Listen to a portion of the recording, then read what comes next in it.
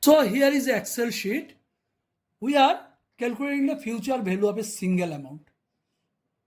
You see, here I am just writing, suppose NPER, number of time period. That is what I told, 10 years. This is in years. 10%, 10 years. So interest is 10%. Present value is here 10,000. I told you. What will be the future value? So we will calculate the future value here. First is equal to, then you give future value, then you give the bracket. Then the first item you have to put here is rate. What is the rate here? 10%. I will put it directly. Actually, it is, you can put it here 0.1 also, because 10% is 0.1, you know. But I will prefer, and you should also prefer, to cell. That cell should be selected. I am selecting here the F4, then comma, then what comes you, the rate, and then NPER. I know the NPER is 10 years. So I will go to the NPER, that is number of time period, 10 years here written. I have written here. Then again I will put a comma, then PMT. PMT means you will get annuity, regular payment interval of time. If you pay some things in regular interval of time, this is called annuity. Suppose that is premium of insurance policy we pay yearly, that is the annuity. So here there is condition of PMT, that is PMT is not here 0. So we can put it here 0 because there is no regular interval payment is there. So then again you put a comma.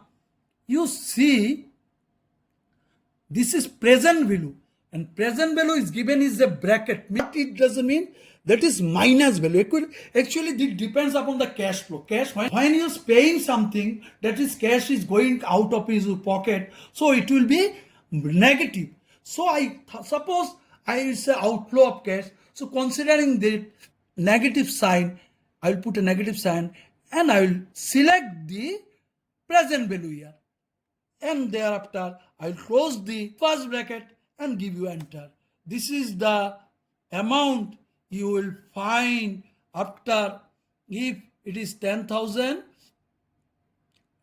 for 10 years, you will get 25,937.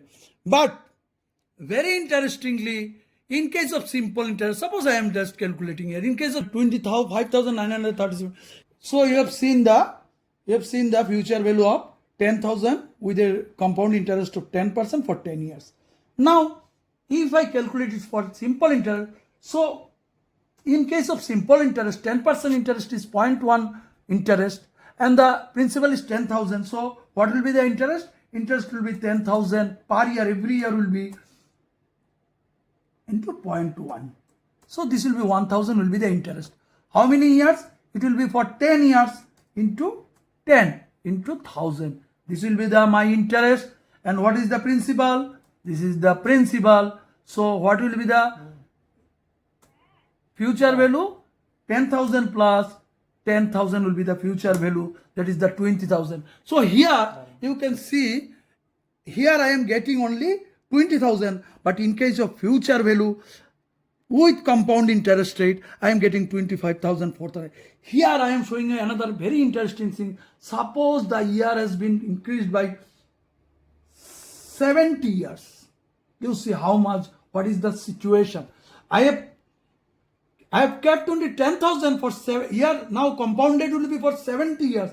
What will be the situation? You see, the value will be 78 lakhs 97,469 rupees. This is very interesting. You see how big amount I have got. I have put that 10,000 for another 70 years, compounded 10% annually.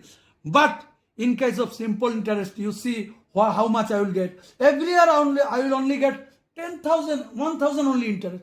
For 70 years, how much I will get the interest? Here, this is 70. So here what will be the interest? Total interest will be same every year because it will not be compounded for 70 years. That will be 70,000. So 70,000 interest and the 10,000 in principal I will get after 70 years. Every year with simple interest I will get 80,000 only.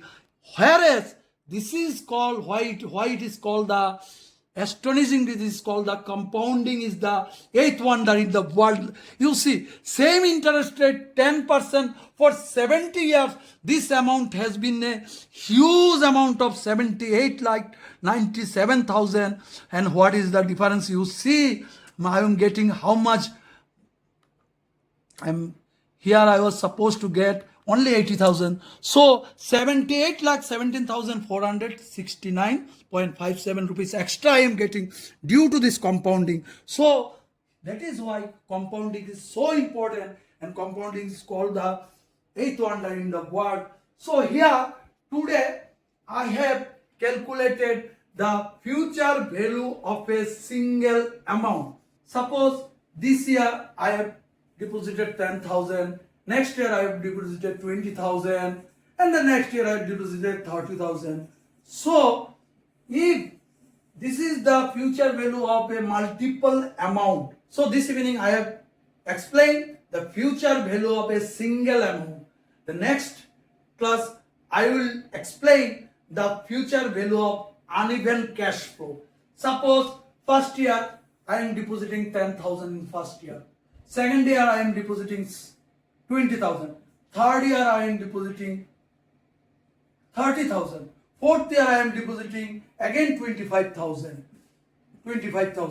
So this is the uneven cash flow for next consecutive 4 years. So after four years, what will be the future value of this amount? And maybe after 8th year, what will be the future value of this 4 future cash flow? That I will explain in the next class.